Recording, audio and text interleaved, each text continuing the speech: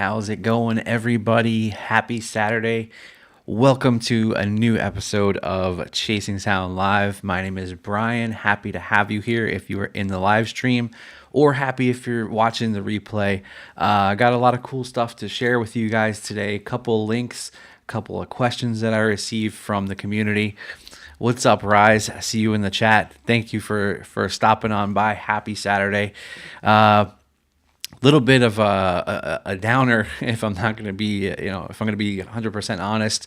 Last night, kind of just scrolling Twitter around 11:30 Eastern, and saw that Taylor Hawkins from the Foo Fighters had passed. So really upsetting night. Only 50 years old, which is insane.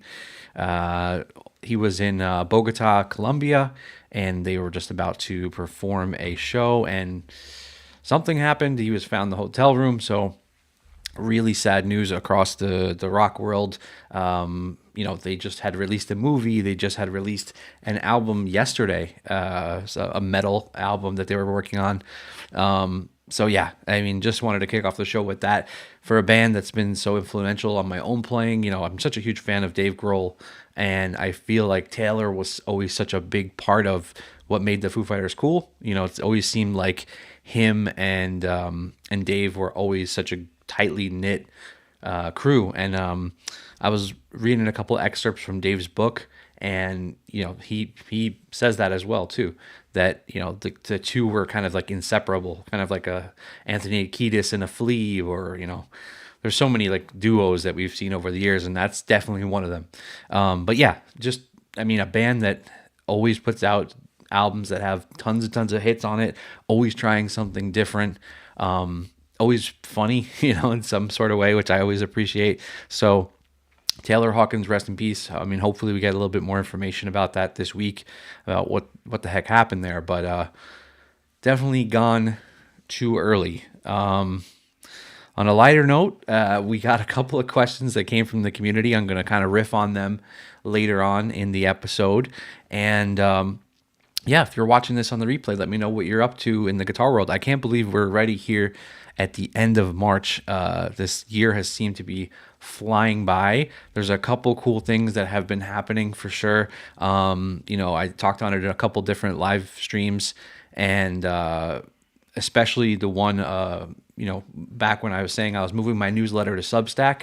So a lot of you may not have seen a big difference, but for those of you who have subscribed, especially the ones that have jumped on the paid tier, that's super awesome. I'm going to try to make it as great as possible for you guys.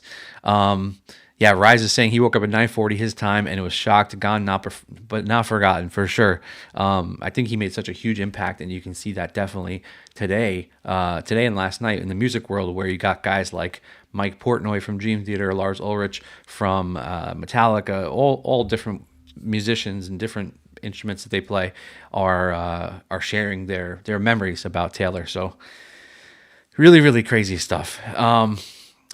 Without further ado, I want to try to get everything in an hour here. If you have any questions, and even if it's after the fact, after the live stream, just feel free to leave them in the comments, and I'll try to answer them maybe on an upcoming live stream.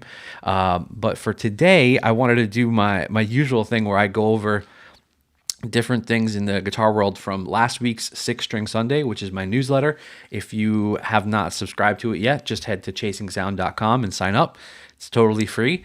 And then I wanted to share some stuff that I'm going to be including in tomorrow's issue. But first of all, let's talk about a couple things from last week's issue. First thing here is this new free course from Fluff over at Riffs, Beards, and Gears, one of the best, awesomest, coolest guitar YouTubers out there, that he is doing a cool Sick Tones from Home course where there's like 45 minutes of video. I signed it up for myself because I always like seeing how other teachers teach, whether that be guitar lessons or whether that be, recording and stuff. And he's always done really, really great videos. Here he's doing, he's showing us a little bit of the first video that he's releasing with the course, which is an email course. It's kind of like dripped out across a bunch of days. But here he's showing us how he's kind of getting into the differences between his guitars, and like, how it starts from guitars first. We'll talk about this a little bit later about, where tone comes from and everything. But in this case, he's looking at his PRS Tremonti, a Les Paul, and a Music Man Stingray. And, there's slight differences between the three, of course, but tonally, and you have to listen with headphones, and just understanding, where your tones are coming from initially, how they sound, from the guitar level first is really important. And I thought this was really cool just to go through this course, see his ideas on what makes a really cool tone from home. He does stuff not only with a real amp, but he also does some stuff with digital amps. He talks about his stuff, with strings, picks, cables, everything that kind of goes into making your overall tone. So if you haven't checked this out yet, go sign up for free. It's at his website, which you can go check out at Riffs, Beers, and Gears on YouTube, and you can sign up for the link right there. I thought that was awesome. Another thing from last week, which was really cool, that I hadn't really realized just because I haven't been going out to shows for a little while, especially in the city, is that Mike Stern had hurt his hand a couple years back, and this guitar player interview kind of details everything that happened. So, Mike Stern is one of those guitar players that I grew up listening to, and one of the first guys that got me into jazz, because, traditional jazz I wasn't always excited about on right away. So it took somebody like a Mike Stern or a John Scofield for me to really get excited. And the cool thing about this is that it's really inspiring, everything that happened to Mike after he had hurt his arms and really did a lot of damage to his right hand, where if you read the story, he talks about having to, at first, Velcro a pick to his hand and wear a glove just to get things going. And then after the fact, now, even like 4 or 5 years down the line, he is using something like a glue to help him hold a pick, which is just wild, right? He had this great album that actually makes a lot more sense now, called Trip, because he actually tripped hailing a cab from his outside his house in Manhattan, and just didn't see some debris in front of him and just tripped and really hurt himself. So he's been getting little surgeries here and there, and it seems like rather than doing all the surgeries at once, he's kind of doing a couple at a time. But man, this is such an inspiring story, and he's working on a couple new things too. I think right now he has 18, 19 albums out, which is just wild. It's just cool to see him keep going. And if we scroll all the way down here, it's a big interview, and there's a couple different things. He's working on this Harvey S. Trio Going For It album, which is really cool. It's already out right now. But one of my favorite things is right here. Mike Stern, such a big classic jazz guitarist. He said, "Are you still using Boss pedals?" He says, "Yeah." He's using the Boss DD3, and he's also using the Boss SD1 rather than the DS1, which he had used in the past.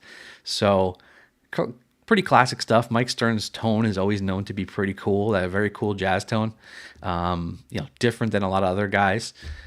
So just kind of funny to hear that he's playing Boss pedals. I feel like they get a certain rap nowadays, even though they're some of the most sold pedals of all time. But really cool interview with Mike Stern overall. Go check it out on guitarplayer.com. And then one other thing, which is kind of interesting, from last week's Six String Sunday, was this new podcast, and I didn't even realize. So Chris Shiflett is another guitar player in the Foo Fighters. He's one of three, and I didn't even realize that he had a podcast, but he does. And I listened to the first episode about a week ago when he was interviewing Wolfgang Van Halen, and they talk about his dad, and they talk about a bunch of different things. But the most interesting thing was that Wolfgang is coming out with a signature guitar. Let's see. I didn't bring it up right away. I should have. But the podcast was really, really cool. And he talks about, now that the podcast is out, We don't have a lot of details about it yet. Let's see if I can pull this up here while we're streaming. This is not it. But yeah, we don't have a lot of details about it yet, but it is coming out. It is I think it's like a semi-hollow from what I was able to see. Let me see if I can find it.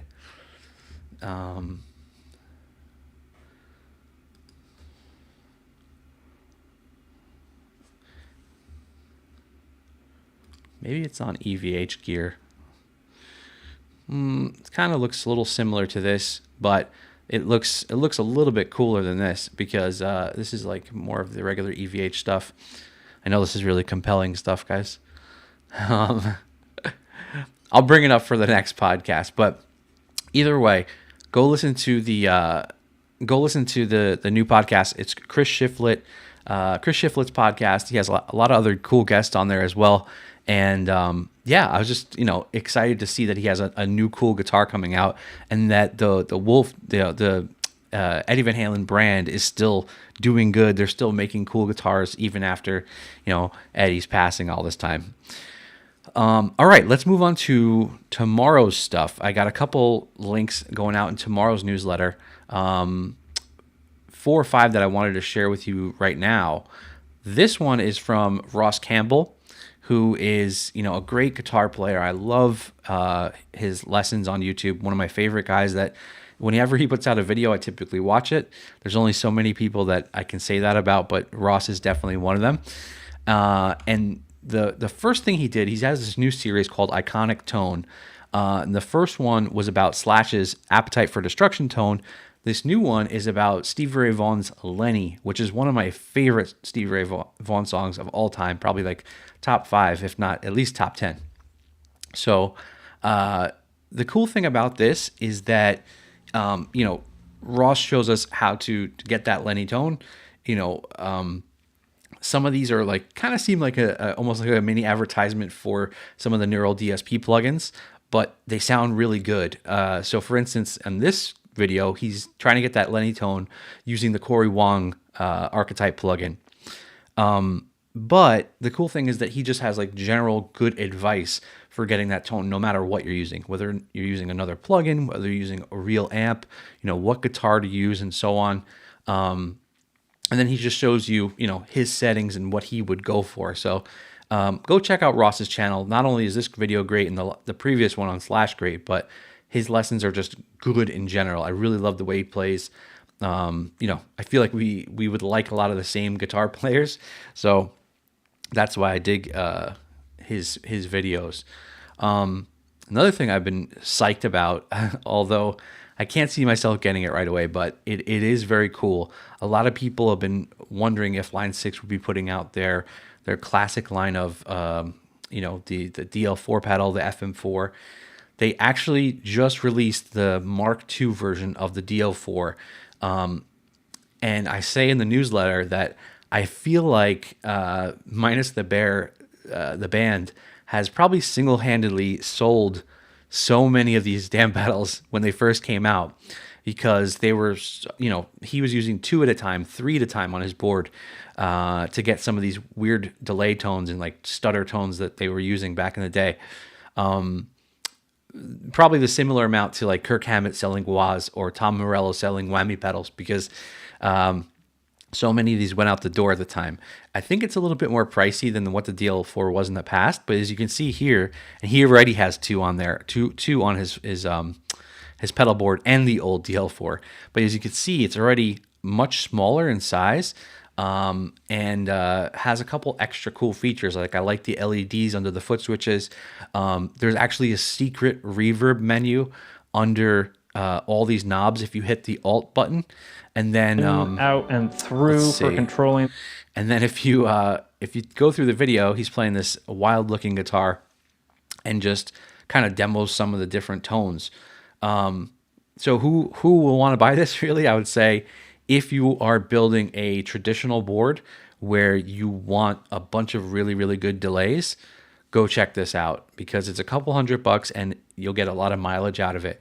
But if you're using something like a Helix or some of their other smaller pedals that have effects in it, these tones might already be there, So definitely something to check out. It's one of the coolest pedals. I actually have the Line 6 FM4, the filter one, where I've used it for over 10 years, and it's just one of the weirdest fun pedals that I've ever experienced. Hey John, what's going on, man? Yeah, I remember I was thinking about you when I was talking about it today, because yeah, he says he's got it on order.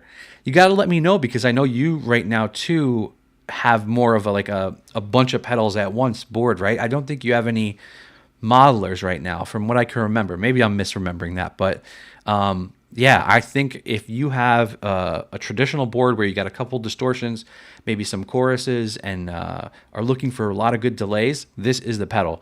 A bunch of my friends had this back in the day. I feel like out of all of them, the most popular one had to be the DL4, because they had the yellow distortion one, they had the blue one, which was more like kind of choruses, and then I got the weird purple one, which is that FM4 that just did all sorts of strange things. The Qtron, the Sequoia. It's awesome. I mean, if you see that pedal out there too, go check it out, because it's a lot of fun. Next up, I like this, talking about pedals, I like this video from Ben Eller. I talk about Ben Eller all the time. I probably link to him maybe even once a week. But this is all about boost pedals. And the thing I liked about this is that Ben just kind of goes through a ton of different boosts that he has in his collection. He goes through some ones that you might not have actually heard about before, and I thought that was kind of cool. And then what he does is he puts it in front of his amp, and he puts it in front of a couple different amps, and I like hearing what it does to some amps and what it takes away from others. So a boost might not always be the right choice for you. I've seen a lot of guys using like a TS9 as a boost, or a TS9 as like an always on. I've seen people use it as their entire distortion tone, where overdrive tone, where they'll just use a clean pedal and then kind of have some of the TS9. But yeah, I think in this case, this is a cool video. If you're looking for a boost pedal, they're usually like in the $100 range. Sometimes it gets a little bit more expensive than that. But yeah, John's saying he only has the MX5 head rush. Oh, right, that's right. But looking for a good reverb and delay pedal, I think it's I think for this purposes, even though it is a little bit more pricey than the original DL4, all the algorithms on it have been updated. It has that secret reverb menu under it. So it's built like a tank. I'm sure the new one is as well. It looks like it's built really well. So I'm excited about that. And then the last link from tomorrow's newsletter that I wanted to share was this one from Guitar World, where they're talking about Joe Satriani. And they're talking about the title track off of his Shockwave Supernova album, and he was saying that his hand really hurt, and he didn't want to play it live, so he had to learn different ways to play it. And I think my whole thing around this, it's a really short article, but I think the whole thing about this is just thinking about the most economical ways that you can play the phrases that you're coming up with, right? That's the most important thing that we can do here. And I think this is just a good article that even Joe Satriani every once in a while, or like a Guthrie Govan, is always trying to find the best way to play some of their riffs. And it'll kind of that'll kind of touch on one of the questions that came in for some of this question and answer episode. So let me get to the questions. I've been talking a lot. I'm going to talk a little bit more about some of these questions that came in, but I got 4 really good ones. I got 2 from Simon in our Discord, 1 from David Donaldson, and then 1 came from another student I have, which I thought was kind of interesting. So let's start with the whole tube shortage thing that's going on, because everyone's been freaking out. You have Mike Matthews from Electro-Harmonics, who's been talking about, there's going to be a huge tube shortage, and that future orders and your orders that are already in the queue are going to go up in price. The reason is because a lot of those tube factories are in Russia. So a lot of people do not want to buy tubes from there, or they're not even available to some countries that are able to get them. So what we have seen is that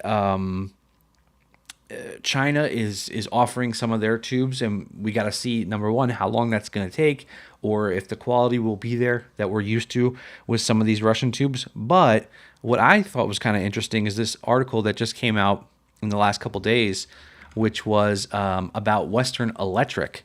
So Western Electric is these guys who make tubes for high-end, high-end audiophile systems. Right now, let's see the model number of it.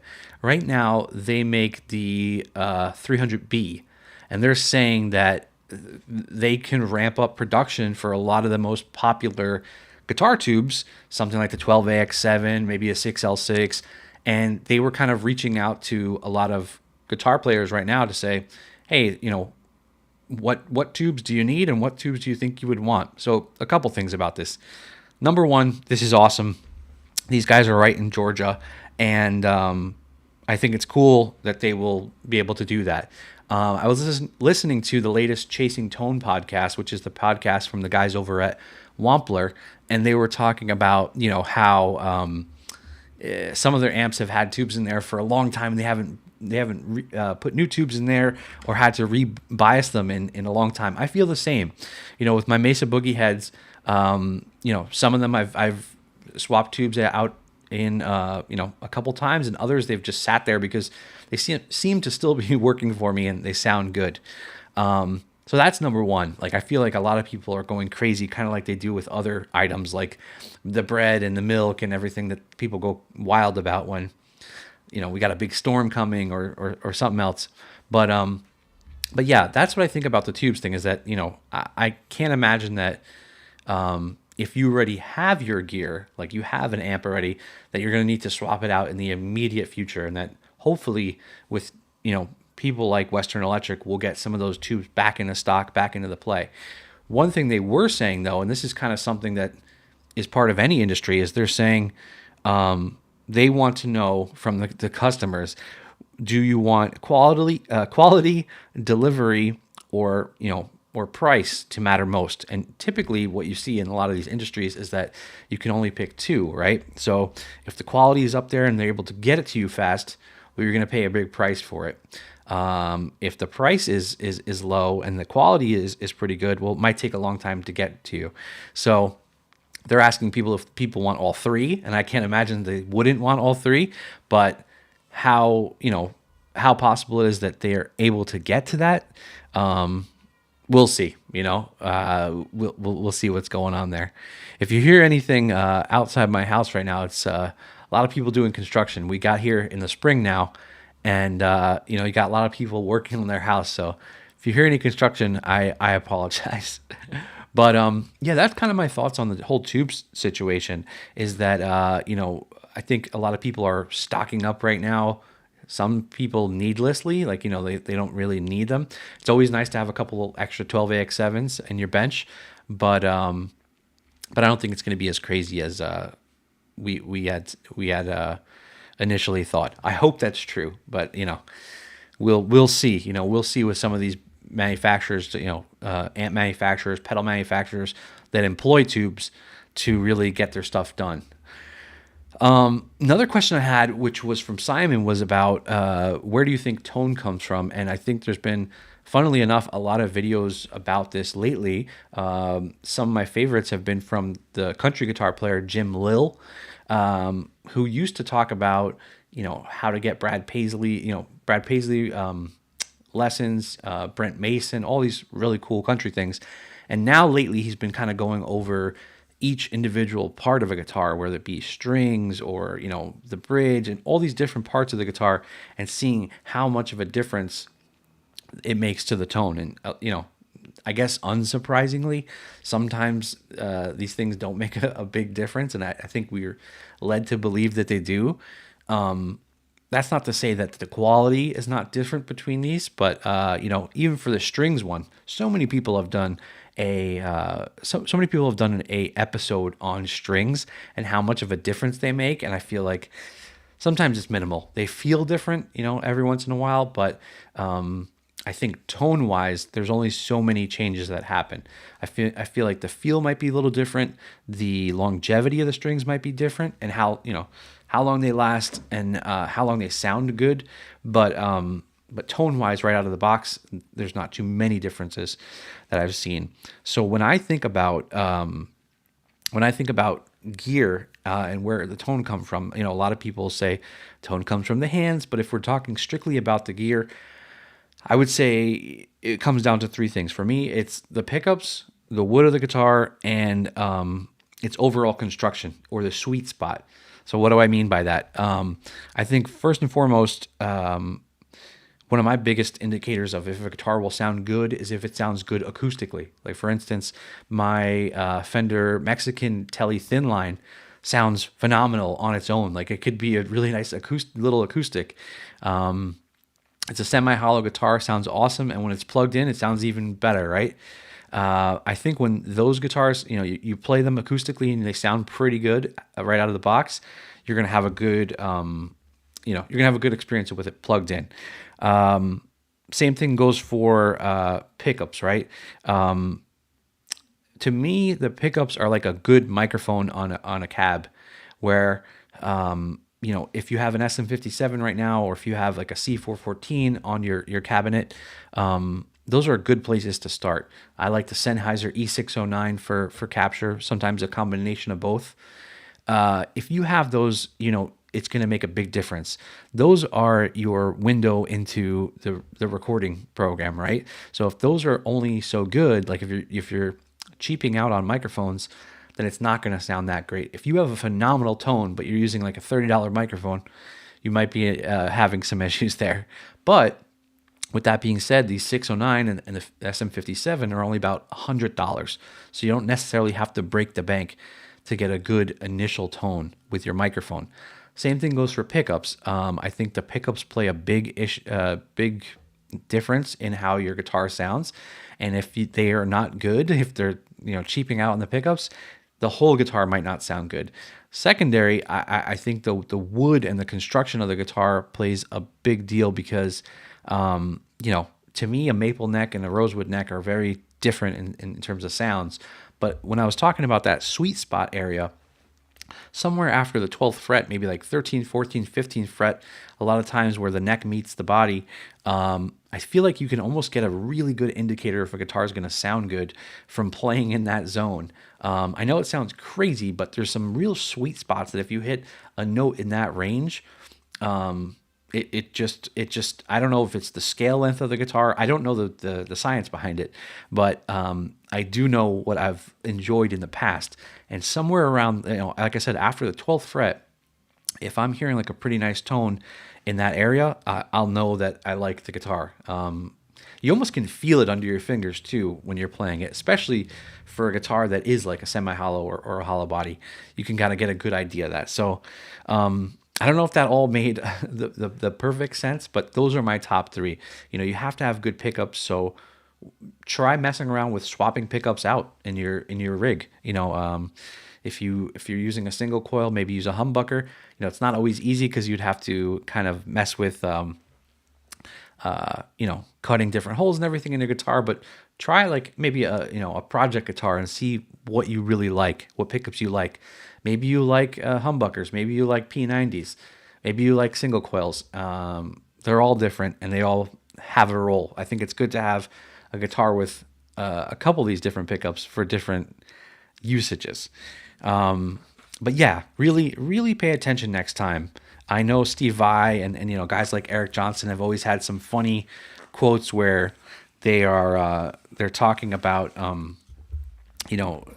really crazy things when it comes to tone, like, hey, this is what the voltage of the battery is, or I only use this pedal with a battery and not with a power supply. Really crazy things. But this whole thing after the 12th fret, I think is a big differentiator is if the guitar is going to sound good or not.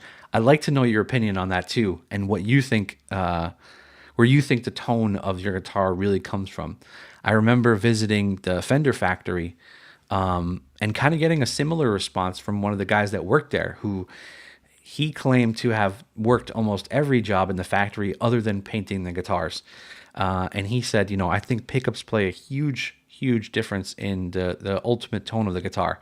And he had worked at the Fender factory for maybe 15 years, 20 years at that point. So let me know your comments in the comment section, what you think makes the biggest difference. What's your number one when it comes to tone? And I got two more, because I know I've been talking a lot here. I got two more questions from you guys. The first one kind of came out of a lesson where we were talking about triads and their importance, and the importance of the major scale, and it being a home base. And I know I've been talking about this a lot on past live streams, past videos, but I think a lot of times, it doesn't really matter which way you start from. I think it's kind of good to start sometimes from the scale level. But if you start from the major scale, using it as a tool to learn theory, I think that's a great starting home base. And other theory doesn't have to be as scary as we think it is. So if we talk about stuff like the C major scale and making simple chords like C, E, and G, what values out of the scale that is, and why does C, E, and G make a major chord, and why does C, E flat, and G make a minor chord? Why does flatting the seventh make something like the Mixolydian mode?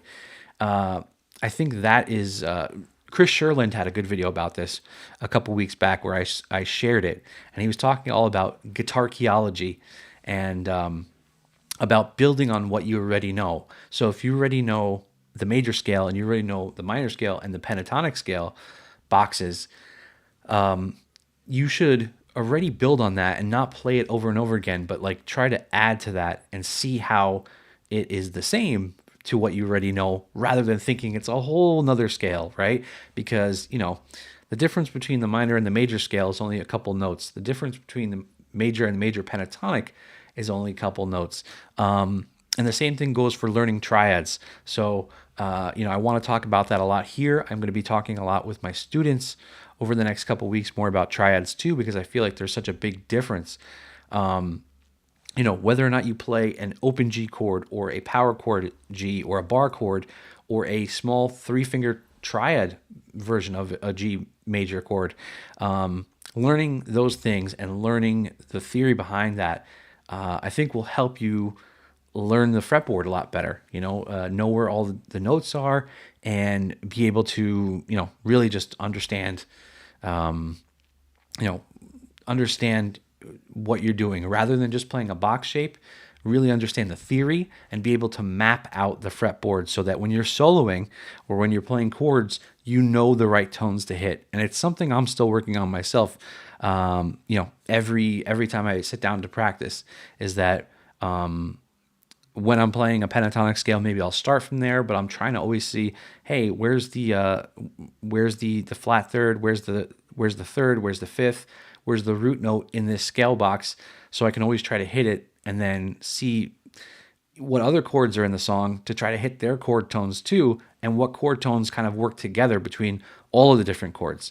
So it's not always easy on the fly, but if you write chord progressions down, if you write what notes are common, if you do a little research like Chris Sherland is saying, I think, it's going to make a big difference. But start with the major scale.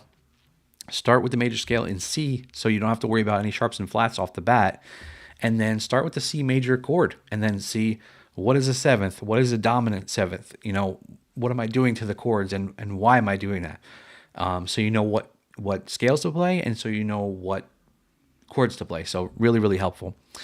And then last, because I know I've been talking for a long time, is a really good question that came in from David in our chat in the Discord. And he was saying, I'll summarize it here, but he was saying, is there such a thing as true improvisation, or is it just a sequencing of rehearsed licks? And do those people that have more like licks in their lick bag, are they considered better improvisers? And I think, to each their own. I guess every guitar player would be different in this case, but for me, Sometimes I just like to let it roll, and I'm not focusing on the target notes as much. Am I going to hit every note perfectly? No, but it really depends on the song at that point. If I'm going for like more of an extended lead, and I, just kind of want to let it be and not think as much, then I think that's when the true improv comes in. And then really looking at the target notes and trying to think ahead is still improv, though, because you're still doing things that you're still playing notes that are not always rehearsed. Now, I'm not saying that you don't have a bunch of licks that you've memorized over the years that you're adding, right, to your solos. A lot of times we play the same things over and over, or we will steal a lick and we'll try to make it our own. That's totally fine. But this is a tough question. I thought about it a lot last night, and like I said, I think there's two mindsets about it where it depends on the song. Like you could really just go for it and not think as much and just kind of know that you're in the certain box shapes that you know and love, whether it be major, minor, pentatonic, all that stuff. But I think sometimes when you do consider where everything is, like somebody like a Guthrie Govan, or somebody like an Alex Hutchings, who always seems to hit the right notes, that it might sound more. I think that's what makes you a better guitar player. Let's not even think about the whether it's improvised or not. I feel like a lot of these are, and I wonder if somebody like a Guthrie Govan or an Alex Hutchings or all these guys that we consider really great lead players are that because they have memorized such vocabulary that like changing a couple notes in the major pentatonic is almost like saying a different word for them in the English language, right? They know the word, but they're going to say it a different way. And I think that's true. And I always think that they know the fretboard so well that they know what notes to hit all the time. They've just put in the work. And that's something that we've been saying a long time now on this podcast, is that there's no way to get better if we don't all put in the work. So that's it. I hope that answered everyone's questions. I know, like I said, I've been talking for a very long time. I'm thinking about a lot of ways to make the live stream a lot more exciting too. I like showing you guys all the stuff about Six String Sunday, but I kind of want to change it up a little bit. I don't know if I should do something like sharing albums that I'm into, books that I'm into, but it's definitely something I've considered. And I also want to get a couple of you guys from the Discord or from other places onto the show, just so it's not me just talking, because that's that can get boring at times. But I hope you enjoyed some of the insights that I've been able to provide today, and hit me up in the comments. Hit me up there, or join the newsletter so I can talk to you guys there. Feel free to reply to any of those emails. Comment on the Substack site.